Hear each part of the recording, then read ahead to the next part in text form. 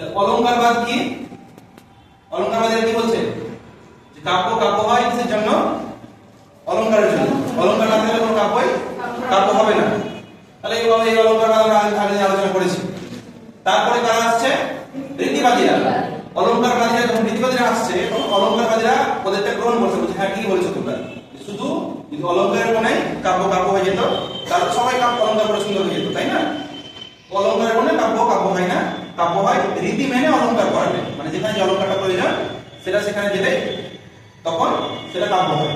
এই হচ্ছে রীতিবাদীদের বক্তব্য। রীতিবাদীদের বক্তব্যটাকে সমর্থন করছে আবার কারা? অলংকারবাদীরা। হ্যাঁ, সেখানে আমরা বামনকেও দেখতে পাবো রীতিবাদীদের।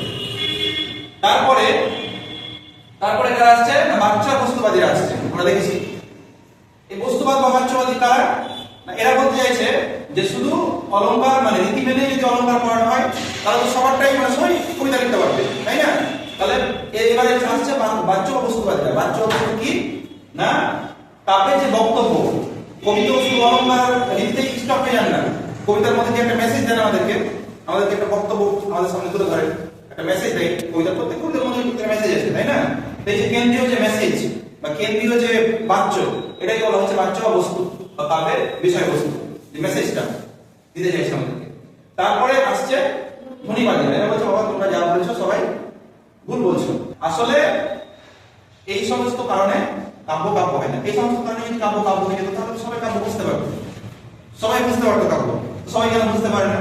তাহলে এর অতিরিক্ত কিছু একটা আছে, এই বাচ্চা বস্তুর অতিরিক্ত কিছু একটা আছে, যেটার উদাহরণ আমরা আগে দেখছিলাম যে পাখির নীড়ের মতো চোখ ছিল নাটোরের বনলতা সেন, জীবনানন্দ দাশের কবিতা। তো এখানে যে নাটোর বা বনলতা সেন বা পাখির নীড়, এই সমস্ত কিছুর মধ্যে সবই হচ্ছে পরিচিত শব্দ, কিন্তু এইগুলোর মধ্যে কি কোথাও বলা আছে যে বনলতা সেনের চোখের দিকে তাকিয়ে জীবনানন্দ দাশ নিজের আশ্রয় পাচ্ছে, হ্যাঁ, নিজের যে সুরক্ষা এটা পাচ্ছে, হ্যাঁ, নিজের শান্তি পাচ্ছে, এটা কি কোথাও বলা আছে কবিতার মধ্যে? বলা নাই। তাহলে এই যে অতিরিক্ত কিছু একটা, অতিরিক্ত একটা ভাব, অতিরিক্ত একটা ব্যঞ্জনা, এটাকে বলা হচ্ছে ধ্বনি। অতিরিক্ত ব্যঞ্জনাকে বলা হচ্ছে ধ্বনি বলা হচ্ছে।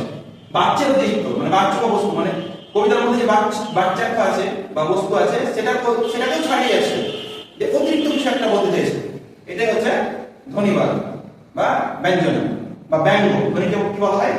ব্যঙ্গ বলা হয় বা ব্যঙ্গার্থ বলা হয়। আচ্ছা, এই ধ্বনিটা কিসের ধ্বনি? এই ধ্বনিটা হচ্ছে রসের ধ্বনি।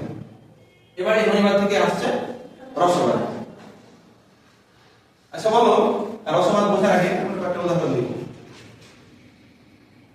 ধরো সিনেমা দেখতেছো, সিনেমা বা সিরিয়াল দেখতেছো, তো ওইখানে দেখে ধরো কোনো দুঃখের একটা সিন হচ্ছে, সিনেমা ধরো ট্র্যাজিক সিন, নায়ক মারা যাচ্ছে, নায়িকা মারা যাচ্ছে, তো এখানে কি হচ্ছে? দেখে কি হচ্ছে? তোমাদের মনে একটা অনুভূতি যাচ্ছে না? দুঃখ দুঃখ ভাব, দুঃখ যাচ্ছে, বা হাসির জিনিস দেখছো যখন সিনেমায় তোমরা হাসছো। অনেক সময় আবার সিরিয়াল দেখার সময় মা মাসিদের কি হয়? চোখ দিয়ে জল পড়তে লাগে। কেন হয়? কেন হচ্ছে ওটা? ওই যে অনুভূতি, ওই যে সিরিয়াল দেখে তোমার মানে মনে একটা অনুভূতি যাচ্ছে, সিনেমা দেখে একটা মনে অনুভূতি যাচ্ছে, দুঃখের অনুভূতি, হাসির অনুভূতি, আর আহার দেখার পর কি হয়? ভয়ের অনুভূতি। ভয় হয় না? এই যে ভয়, কিন্তু এটা কিন্তু রিয়াল, কিন্তু বাস্তব জীবনে যদি তুমি দুঃখ পাও, ওই দুঃখের সাথে কিন্তু এই দুঃখের পার্থক্য আছে না? সিনেমা দেখে তুমি দুঃখ পাচ্ছ, এই দুঃখের মধ্যে একটা আনন্দ আছে, ওই জন্য বারবার দেখো সিনেমাকে। ভালো মানে সিনেমাকে দুঃখের সিনেমা হলো বারবার দেখো, কিন্তু বাস্তব জীবনে তোমরা দুঃখ বারবার পেতে চাও? পেতে যাও না, একবার পেতে যাও না। বা বাস্তব জীবনে ভয় পেতে চাও? রাত 12টার সময় শ্মশান ঘাটে হাঁটবে কেউ? কবরস্থান দিয়ে? কিন্তু ভয়ের সিনেমা দেখো বা আহার দেখো টিভিতে। তো কেন? কোনো জায়গায় তোমার আনন্দ দিচ্ছে, সেই ভয় থেকে আনন্দ পাচ্ছ, সেই দুঃখ থেকে আনন্দ পাচ্ছ। এই যে কোনো সিনেমা দেখার পরে, কোনো কাব্য পাঠ করার পরে বা কোনো নাটক দেখার পরে এই যে তোমার মধ্যে একটা অনুভূতি যাচ্ছে, এই অনুভূতিটাই হচ্ছে রস। অনুভূতিটা কি? রস। তাহলে এই যে ধ্বনি, কাব্যের মধ্যে কি আছে? ধ্বনি, কিন্তু আমাদের হৃদয়ে কি ওই ধ্বনিতে কি ধ্বনিত হচ্ছে? রস। এই ধ্বনিটা এই কারণে বলা হচ্ছে ধ্বনিটা হচ্ছে রসের ধ্বনি, রসের ধ্বনি। তাহলে এই হচ্ছে রস। এই রসটা বা রসের জগৎটা হচ্ছে অলৌকিক মায়ার জগৎ। কিসের জগৎ বলা হয়? রসের জগৎ থেকে অলৌকিক মায়ার জগৎ বলা হয়। কারণ হচ্ছে যে যখন কোনো কিছু একটা দুঃখের ঘটনা দেখছো, সিন দেখছো, সেই সময় কিন্তু তোমাদের মনে যে দুঃখ বা এর সৃষ্টি হচ্ছে সেটা কিন্তু বাস্তব জগতে ঘটছে না। বাস্তব জগতে ঘটছে? বাস্তব জগতে ঘটছে না। যেমন দেখো একটা উদাহরণ দিই, বাস্তব জীবনের খলনায়ক ধরো রাস্তায় যাচ্ছে একদম গুন্ডা বদমাইশ যাচ্ছে, তোদের পাশ দিয়ে তুমি যাবা না দূরত্ব মেনটেন করবা?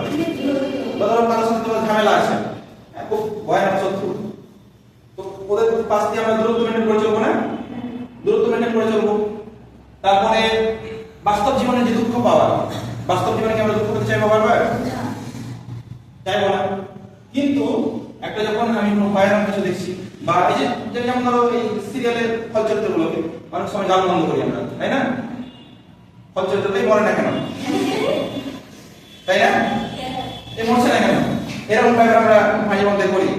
হ্যাঁ, তারপরে ধরো কোনো একটা দুঃখের সিন হচ্ছে, নায়ক মারা যাচ্ছে, বা তোমার দশরথ কথা যেটা বলি আমরা নাটকে আছে, এরকম উদাহরণ কাব্যজিতের সাথে আছে। ওই দশরথ পুত্র শোকে মারা যাচ্ছে, হ্যাঁ, বা পুত্র শোক পাচ্ছে রামায়ণে, রাম পর্বত চলে যাচ্ছে না, পুত্র শোক পাচ্ছে দশরথ। তো এই পুত্র শোকে যে কান্না পাচ্ছে দশরথ, সেটা দেখে আমরা আমাদের মনে কোথাও কোথাও একটা দুঃখ যাচ্ছে না আমাদের মনে, বা ভয়ের অনুভূতি দেখার পরে যে আমাদের মানে মনে একটা ভয় যাচ্ছে। কিন্তু বাস্তব জগতের ভয় পার্থক্য আছে না? নাই আছে। বাস্তব জগতে আমরা যে ভয় পাচ্ছি, বাস্তব জীবনে যে আমরা দুঃখ পাচ্ছি, এই দুঃখের সাথে যে কাব্যের যে দুঃখ, সে কারণে আমরা কাব্যটা বারবার পড়ছি, সে কারণে সিনেমা আমরা বারবার দেখছি। কিন্তু আমরা কি বাস্তব জীবনে মানে বাস্তব জগতের বিরোধীদের কাছে বারবার যাবো? যাদের কাছ থেকে আমাদের ক্ষতির আশঙ্কা আছে যাবো না, কারণ তাদের কাছ থেকে আমাদের কোনো ক্ষতির আশঙ্কা আছে। কিন্তু কাব্যে যারা দিলেন বা কাব্যের যারা ফল চরিত্র, তারপরে তোমার সিনেমার যারা ফল চরিত্র, এটা দেখে আমরা আনন্দ পাচ্ছি, কোথাও কোথাও ক্ষতির আশঙ্কা নেই আমাদের। তো এই যে যেটা ঘটছে এটা কিন্তু বাস্তব জগতে ঘটছে না। এই যে আনন্দ অনুভূতি, দুঃখের অনুভূতি, এটা বাস্তব জগতে ঘটছে? কাব্য জগতে ঘটছে। কাব্যতে সরাসরি আমাদের মনে অনুভূত হচ্ছে, এটা বাস্তব জগতে ঘটছে না। তাই এটা হচ্ছে অলৌকিক। কাব্য রসের জগৎকে কি বলা হয়? অলৌকিক মায়ের জগৎ বলা হয়, কারণ বাস্তবে ঘটছে না। এটা বাস্তবে আমাকে কেউ মারলো, আমি দুঃখ পেলাম, এটা একটা আলাদা বিষয়, এটা বাস্তব জগৎ, এটা লৌকিক। কিন্তু কাব্য জগতে কাউকে মারছে, সেই মারাটা পড়ার পরে বা দেখার পরে আমাদের মনে যে অনুভূতি যাচ্ছে, এই অনুভূতিটা বাস্তবের সাথে কোনো মিল নেই। তাই এটা বলা হয় অলৌকিক মায়ের জগৎ। রস কোথায় থাকে বলো? রস কোথায় থাকছে? অলৌকিক মায়ের জগতে রস থাকছে। আর কেউ? আলংকারিকদের মধ্যে এই রস নিয়ে অনেক কথা আছে। কেউ কেউ বলছেন না রস কাব্যেই থাকে, কিন্তু আমরা দেখছি কাব্যে রস থাকে না। কাব্যে কি থাকছে? ধ্বনি থাকছে, বা বাচ্চাদের কিন্তু ব্যঞ্জন বা ব্যঙ্গ থাকছে, কিন্তু ব্যঙ্গ থেকে যে রস, এই রসটা কিন্তু আর কাব্যে থাকছে না। থাকছে? থাকছে না। তাহলে রসের স্থান কোথায়? রসের স্থান হচ্ছে, কেউ কেউ আলংকারিক বলছেন যে মানুষের মন হচ্ছে রসের স্থান, মানুষের মন। কিন্তু সব মানুষের মনে কি রস জাগবে? রস জাগবে না সব মানুষের মনে। একটা উদাহরণ, যেমন দু বন্ধুদের সিনেমা দেখতে গেছো, দু বান্ধবীদের সিনেমা দেখতে গেছো, ঠিক আছে, বা টিভি দেখছো, দুজনে বসে ঘরে বসে সিনেমা দেখতে যাও, টিভি দেখছো বাড়িতে বসে, বা নাটক দেখছো। তো এই একজন চোখ দিয়ে ধরো একদম ঝরঝর করে জল পড়ছে, দুঃখের একটা সিন আছে, আর তোমার পাশে যে বান্ধবী আছে বা বন্ধু আছে, সে কি করছে? কি ফানি ব্যাপার, হ্যাঁ, এর থেকে আমার বাধার কি আছে না? যেমন সিরিয়াল দেখতে মামা সাথে কি হয়, চোখ দিয়ে সময় জল তোলা আছে, কিন্তু আমাদের কি করি? হাসাহাসি করি কেন? তাহলে রস যদি সবার থাকবে, সবার মানে সিনেমা দেখার পরে বা নাটক দেখার পরে বা কাব্য পাঠ করার পরে যদি রসই জাগবে, সবার মনে যাবে না কেন? কেন যাচ্ছে না? তাহলে ওরা কারা যাদের মনে রস জাগছে? ওরা কারা কাদের মনে রস জাগে? তাহলে রস কোথায় থাকে? আমরা জানলাম মানুষের মনে রস থাকছে, কিন্তু রস থাকে না আমাদের মনে। কিভাবে মানে রস ডাইরেক্টলি রস থাকে না আমাদের মনের মধ্যে? আমাদের মনের মধ্যে ভাব থাকে, ভাব নিয়ে আলোচনা করবো, বুঝতে পারবেন। মানুষের মনে ভাব থাকছে, রস থাকছে না, রসটা অন্যভাবে আসছে। তো তার আগে এই রস নিয়ে কয়েকটা কথা আলোচনা করে দিই, দিয়ে ওর ভাব নিয়ে কথা বলবো। তো এই যে রস, এই রস কোথায় থাকছে? তাহলে দুজনে দেখছো সিনেমা বা দুজনে দেখছো টিভি, কিন্তু একজন কাঁদছে একজন হাসছে, কেন? কারণ ওর মধ্যে রস মানে ওর মধ্যে যে যেটা রসটা অনুভূত হচ্ছে না, ঠিকভাবে অনুভূত হচ্ছে না। কেন হচ্ছে না? কারণ সহৃদয় পাঠক না। তাহলে পাঠকটা শুধু পাঠক হলে হবে না, কি পাঠক হতে হবে? সহৃদয় পাঠক। কি হতে হবে? সহৃদয় পাঠক হতে হবে। তাহলে কাব্য রসের আধার, কাব্য নয় কি? তাহলে কাব্যকে যে কোনো মানুষের হৃদয় নয়, তাহলে কার হৃদয়? সহৃদয় পাঠক। তাহলে সহৃদয় পাঠকের মনেই রস, হ্যাঁ রস জাগবে। তার মানে রস জাগবে, হ্যাঁ সহৃদয় পাঠকের মনের মধ্যে রস জাগবে। এই সহৃদয় পাঠক এবার কারা? কারা সহৃদয় পাঠক? হচ্ছে তারাই, কাব্য এই বইয়ের মধ্যে আছে যে সহৃদয় পাঠক হচ্ছে ওরাই যারা নিয়মিত কাব্য চর্চার মধ্যে দিয়ে তাদের হৃদয়টা একেবারে আয়নার মতো দেখেছে, মানে দর্পণের মধ্যে। মানে নিয়মিত কাব্য চর্চা করার পরে তাদের কি হয়েছে? হৃদয়টা একেবারে আয়নার মতো স্বচ্ছ হয়ে গেছে। যে কোনো কাব্য পড়তে গেলেই বুঝতে পারে। চর্চার দরকার আছে না নাই? চর্চার দরকার আছে। তো নিয়মিত যে পাঠক চর্চা করে করে তার হৃদয়টা একবারে আয়নার মতো করে দিয়েছে, যে কোনো কাব্য পড়তে গেলেই সেটা রসে আস্বাদন করতে পারবে। কি পারবে? আস্বাদন করতে পারবে। হ্যাঁ, ধরো জিবি করে না কেউ, কোনদিন জিবি করেনি, খেয়ে যায় এক সময় জিভা মানে একটা মোটা আবরণ করে গেছে, সে নুন ঝাল কিছু বুঝতে পারবে? বুঝতে পারবে না। কিন্তু ঘষা যদি আমরা মানে প্রতিদিন নিয়মিত জিবি করি, তাহলে কি পাবো আমরা? স্বাদ। প্রত্যেক জিনিসের ভালোভাবে স্বাদ পাবো। পাবো না? পাবো না? পাবো। এই যেমন দেখো জ্বরের সময় আমাদের মুখে কি হয়? স্বাদ পাই আমাদের ঠিকভাবে। তেমনই যারা ধরো জিভটা নোংরা বা জিভ করে না, জিবি করে না, তাদের কি একটা স্তর পড়ে যায়, সেই কারণে স্বচ্ছ থাকে না তাদের জিভটা। সেই কারণে কোনো জিনিসের স্বাদ পায় না ঠিকঠাকভাবে, নুন ঝাল টক স্বাদ পায় না। সবার স্বাদ কিন্তু সমান নয়। অনেকজন ঝাল খেতে ভালোবাসে, অনেকজন ঝাল আবার ভালোবাসে না। এইরকমই। তাহলে যাদের মন পরিষ্কার তারা কি করতে পারবে? যে কোনো রস সহজেই আস্বাদন করতে পারবে, যে কোনো রস। কিন্তু যাদের হৃদয়ে কোনো মানে চর্চা নাই, হ্যাঁ বোতা যাদের হৃদয়ে, তারা কি পারবে না? আস্বাদন করতে পারবে না। ওই জন্য তারা শান্তি করছে, শান্তি করছে না। আচ্ছা, এই হলো। তাহলে রস কোথায় থাকে? সহৃদয় পাঠকের মনে রস থাকে না, ভাব থাকে। পরবর্তী প্রশ্ন হচ্ছে যে রস কিভাবে উৎপন্ন হচ্ছে। হ্যাঁ, আমরা জানলাম যে সহৃদয় পাঠক মানে যার হৃদয়টা একদম স্বচ্ছ হয়ে গেছে আয়নার মতন, দর্পণের মতন, তার হৃদয়ে যে কাব্যধ্বনি বা কাব্যরস সেটার যথাযথ প্রতিফলন ঘটে। তো আমাদের মনের ভিতরে অনেকগুলো ভাব আছে। ভাব যেমন আমাদের জীবের মধ্যে অনেকগুলো পরক আছে না?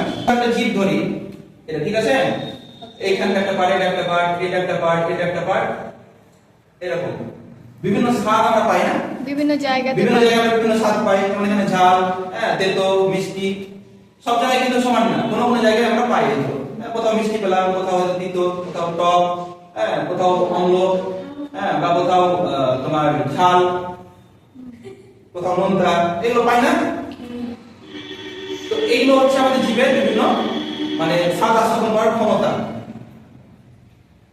ধরো তোমাদের জীব আছে, এখন কিছু খাচ্ছ না, কিছু খাচ্ছ না, এখন পাচ্ছ, কিন্তু স্বাদ পাচ্ছ, কিন্তু স্বাদের এইগুলো তো এই গড়গুলো তো আছে, আছে না? আছে না? আছে, কিন্তু স্বাদ পাচ্ছ কিছু এখন? কিছু খাচ্ছ না বলে পাচ্ছ না স্বাদ। আচ্ছা আচ্ছা, দেখো এবার এটা হচ্ছে লঙ্কা। এখানে লঙ্কাটা আছে, এখানে জীব আছে, স্বাদ পাবা না? স্বাদ পাবা না। এই লঙ্কাটা যখন জিভে করে কামড়ালাম, মানে দাঁতে কামড়ালাম, এবার স্বাদ পাবা না? পাবা না? পাবো। এই যে তোমার এই ঝালটা লাগছে, তোমাকে এই ঝালটা লাগছে, এই ঝালটা তোমার মধ্যে আছে না? কিন্তু তখন তোমার মধ্যে চলে আসে না ঝালটা? ঝাল পাচ্ছ, ঝালের স্বাদ পাচ্ছ তোমরা। এখানে লঙ্কা আছে, লঙ্কা কি ঝাল হয়, আর জীবের মধ্যে তোমার ঝাল গ্রহণ করার ক্ষমতা আছে একটা অংশে, আছে না? আছে না? আছে। তাহলে এই যে এটা আলাদা আছে, এটা আলাদা আছে, কিন্তু এখন অব্দি খাওনি তুমি, স্বাদ পাবা না। যখন এটা খেয়ে নিলাম তখন স্বাদটা পেয়ে গেল তোমরা, তাহলে কি করলাম? সে রসটা কি? তীক্ষ্ণ রস। আরে এর কথা বলছি, আমরা অলঙ্কার শাস্ত্রের রসের কথা বলছি না। ঝাল না? ঝালের আস্বাদটা আমরা পেলাম, ওই আস্বাদটাই হচ্ছে রস। বুঝতে পেরেছো? এই ঝাল যে এই ঝাল জিনিসটা খাওয়ার পরে তো তোমাদের মধ্যে যে একটা ঝাল ঝাল ভাব যাচ্ছে বা মিষ্টি মিষ্টি ভাব যাচ্ছে তোমাদের মধ্যে, বা তিতের মানে তেতো তিক্ত ভাব যাচ্ছে, এই যে জিনিসটাই হচ্ছে রস। কিন্তু রস এটা গ্রহণ করার জন্য আমাদের কি থাকতে হবে? বিভিন্ন জীবের মধ্যে পরক থাকতে হবে। হ্যাঁ, জীবের মধ্যে বিভিন্ন পার্ট আছে যেগুলো একটা জিনিস গ্রহণ করে, একটা স্বাদ গ্রহণ করে। হ্যাঁ, যেমন এই যে এটা বেশি ঝাল না হয় মিষ্টি হতো, মিষ্টি স্বাদ পেতাম আমরা। যদি কোনো স্বাদই না হতো তাহলে কোনো স্বাদই পেতাম না। তাহলে এখানেও জিনিস মানে এগুলো কাব্য, এবার মনে মনে ভাবো এটা কি কাব্য, আর এগুলো হচ্ছে আমাদের ভাব। কাব্যধ্বনির সাথে এই ভাবের মিলন ঘটলেই কি তৈরি হয়? রস তৈরি হয়। আমাদের মনে কিন্তু ভাব অনেক, মানুষের সৃষ্টির মধ্যে অনেক আছে, বৈচিত্র্য আছে। অনেক মানুষের মধ্যে ভাব আছে, অনেক দুঃখ আছে, হাসি আছে, কান্না আছে, ঘৃণা আছে, অনেক আছে, আছে না নাই? আছে, রাগ আছে, অনেক কত কিছু আছে, বলে শেষ করা যাবে না, অসংখ্য। তার মধ্যে আলঙ্কারিকরা 32টার কথা বলেছে। আর মূল মানে 32টাই তো লেখা যায় না, বা তার বেশি যদি 52 বা 54টা হয়ে যায়, অতগুলো তো মানে করা যাবে না। তার মধ্যে কিছু মূল ভাব আছে, কিছু মূল আছে, হ্যাঁ, যেগুলোকে মানে প্রধান করা হয়েছে, প্রধান ভাব করা হয়েছে। সেই মূল ভাবগুলোকে বলা হচ্ছে স্থায়ী ভাব। কি বলা হচ্ছে? স্থায়ী ভাব। আর বাকিগুলোকে গৌণ হিসেবে রাখা হয়েছে। এগুলোকে মুখ্য হিসেবে রাখা হয়েছে স্থায়ী ভাবগুলোকে, আর বাকিগুলোকে গৌণ হিসেবে রাখা হয়েছে। তার মানুষের মনে তো মানে যে সাইকোলজি ভাবের তো শেষ নাই। তো এই যে স্থায়ী ভাব, আলঙ্কারিকরা ক্যাটাগরাইজেশন বললেন যে এই ভাবগুলোকে একটা নির্দিষ্ট আওতায় আনা হয় যাতে বুঝতে সুবিধা হয়। তো সেগুলো নাম দিলেন স্থায়ী ভাব। আর স্থায়ী ভাবগুলো যেগুলো পুষ্ট করে যে ভাবগুলো, সেগুলো বলা হচ্ছে সঞ্চয়ী ভাব। আমাদের মনের মধ্যে আছে এগুলো, যেমন জীবের মধ্যে আমরা কি দেখলাম, বিভিন্ন যে কি আছে না, পার্ট আছে, তেমন মনের মধ্যে আমাদের এই পার্টগুলো আছে। ভালোভাবে দেখো, মনের মধ্যে আমাদের এগুলো আছে, ঠিক আছে? এবার কাব্যের মধ্যে যখন কোনো প্রেমমূলক বিষয় দেখতে পাওয়া না, প্রেমমূলক বিষয়, তো সেটাকে দেখার পরে আমাদের যে এই পার্টটা আছে, আমাদের মনের মধ্যে যে রতি ভাবটা আছে, এই রতি ভাবটার সাথে ওই যে কাব্যের যে প্রেমমূলক যে ধ্বনি, সেটার মিলনের ফলে কি তৈরি হবে? শৃঙ্গার রস তৈরি হবে। কি রস? শৃঙ্গার রস। তাহলে প্রেমমূলক বা ধ্বনি বা প্রেমমূলক কিছু এর যখন আমরা আস্বাদন করছি, তখন আমাদের কোথায় যে লাগছে? রতি নামক যে ভাব আছে আমাদের হৃদয়ে বা আমাদের মনে, এটার সাথে বিক্রিয়া করছে, তাই না? এটার সাথে রাসায়নিক বিক্রিয়া করছে। এই রাসায়নিক বিক্রিয়া করার ফলে কি তৈরি হচ্ছে? শৃঙ্গার রস তৈরি হচ্ছে। কি রস? শৃঙ্গার রস। তাহলে রস কি তৈরি হচ্ছে দেখতে পাচ্ছ? হ্যাঁ, এই যে মনের মধ্যে আছে কি রতি, বাইরে কি আছে? প্রেমমূলক ধ্বনি বা ব্যঞ্জনা বা ব্যঙ্গ। সেটার সাথে যখন এই যে এটা যখন আমরা পড়ছি, আস্বাদন করছি, আমরা ধরো সবাই পাঠক, হ্যাঁ, আমাদের হৃদয় স্বচ্ছ, তার মধ্যে জড়িত থেকে সেরকম জায়গা লাগছে, মানে দিয়ে কি তৈরি হচ্ছে? এখন মিলনের ফলে শৃঙ্গার রস তৈরি হচ্ছে। যেমন হাস্যধ্বনি বা এ থেকে এখানে এই দুটোর ফলে কি বিক্রিয়া করার ফলে কি তৈরি হচ্ছে? হাস্যরস, হাস্যরস তৈরি হচ্ছে। এরকম ভাবেই এখান থেকে রতি থেকে হবে যে রতি থেকে শৃঙ্গার রস, হাস থেকে হাস্যরস, হ্যাঁ, তারপর শোক থেকে করুণ রস, হ্যাঁ, ক্রোধ থেকে রৌদ্র রস। বিভিন্ন ভাব থেকে কি হয়? সেই ধ্বনির সাথে মানে এ করে ক্রিয়া করে রস তৈরি হয়। আর কি থেকে কি রস তৈরি হয় দেখো, তাহলে এই যে প্রেমমূলক কিছু দেখার পরে বা পড়ার পরে কি রস তৈরি হয়? শৃঙ্গার রস। হাসি কিছু দেখার পরে, হাসি কিছু পড়ার পরে হাস্যরস। শোকের কিছু দেখার পরে, শোকের কিছু পড়ার পরে করুণ রস। ক্রোধ মানে রেগে যাওয়া কিছু দেখার পরে বা ক্রোধমূলক কিছু দেখার পরে হ্যাঁ রৌদ্র রস। উৎসাহ, এই উৎসাহ থেকে কি হয়? বীর রস। উৎসাহ থেকে হবে বীর রস। উৎসাহ মানে এই যে ধরো রাম কি করছে? রাবণকে হত্যা করছে, এটা দেখার পরে কি হয়? আমাদের মনে একটা উৎসাহ জাগে, এটা হচ্ছে বীর রস। তারপরে ভয় কিছু দেখার পরে কি রস তৈরি হয়? ভয়ানক রস। জুগুপ্সা থেকে কি তৈরি হয়? জুগুপ্সা মানে কোনো ঘৃণা জিনিস দেখার পরে, মানে নোংরা কিছু দেখার পরে। এই যেমন আমরা এই সাপটা বই বা হলিউডের বই নোংরা কিছু দেখি না, নোংরা বা বিচিত্র টাইপের দেখতে যে কার বমি ভাব পাই, এরকম কিছু দেখার পরে যেটা হয় সেটা হচ্ছে বিভৎস রস। হ্যাঁ, বিস্ময় অবাক কিছু দেখার পরে কি হয়? অদ্ভুত রস। সম মানে শান্ত রস, শান্তি বিরাজ করছে, হ্যাঁ, কোনো কিছু ঝামেলা নেই, কিছু নেই, হ্যাঁ, প্রকৃতির একদম ন্যাচারাল কোনো জিনিস দেখাচ্ছে, হ্যাঁ, বা প্রকৃতির বর্ণনা করছে, তখন কি হয়? শান্ত রস। ভাব এগুলো আমাদের মধ্যে থাকে। এগুলো কোথায় থাকে? এগুলো আমাদের মধ্যে থাকে। যেমন জীবের বিভিন্ন স্বাদ গ্রহণ করার ক্ষমতা থাকে, এগুলো হচ্ছে আমাদের মনে থাকে। এই মনের যখন ওই যে কাব্যের সাথে যখন পাঠ করে যে একটা বিক্রিয়া ঘটে, তার ফলে এই রসগুলো সৃষ্টি হয়। এগুলো হচ্ছে আমাদের স্থায়ী ভাব, মানে একদম মেন। এগুলো তো বিভিন্ন মানে এগুলো ছাড়াও আরো অনেক ভাব আছে যেগুলো এগুলোকে পুষ্ট করে। যেমন একটা উদাহরণ দিতে বুঝতে পারবে। ধরো সাপ দেখছো তোমরা, যদি রাতে বেলায় সাপ দেখতে পেলাম, এই সাপ দেখার পরে প্রথম কি হবে তোমাদের?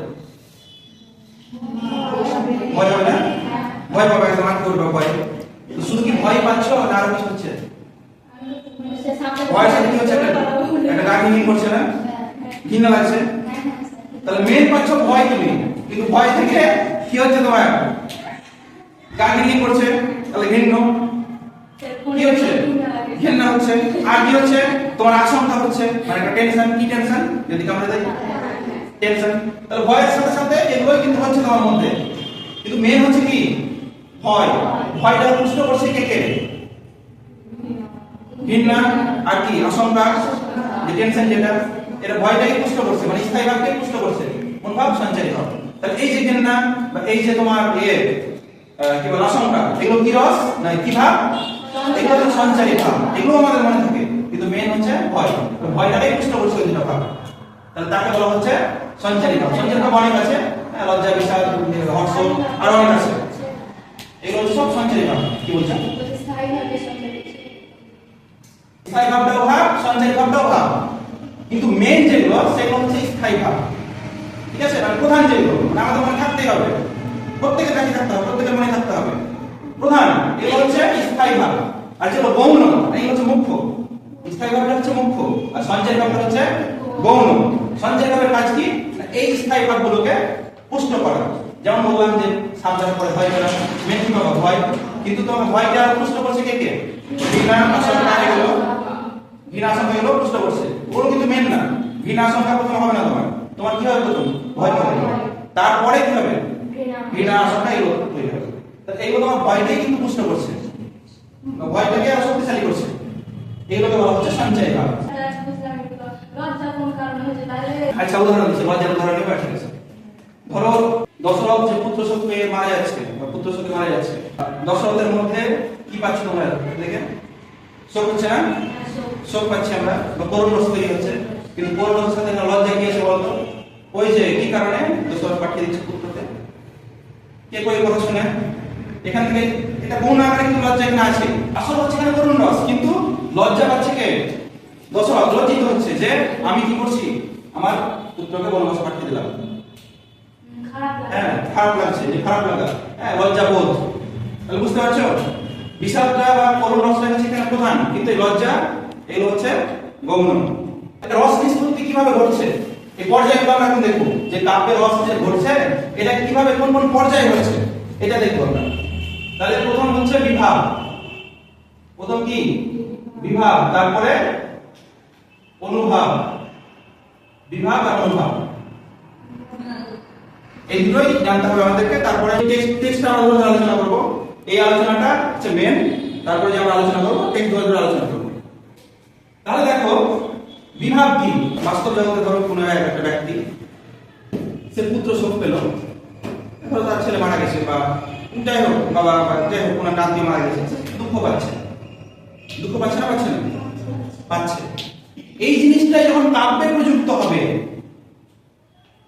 এই জিনিসটা যখন কাব্যে প্রযুক্ত হবে, ওটাকে কি বলছে, বিভাব। কি বলছে ওটাকে, বিভাব।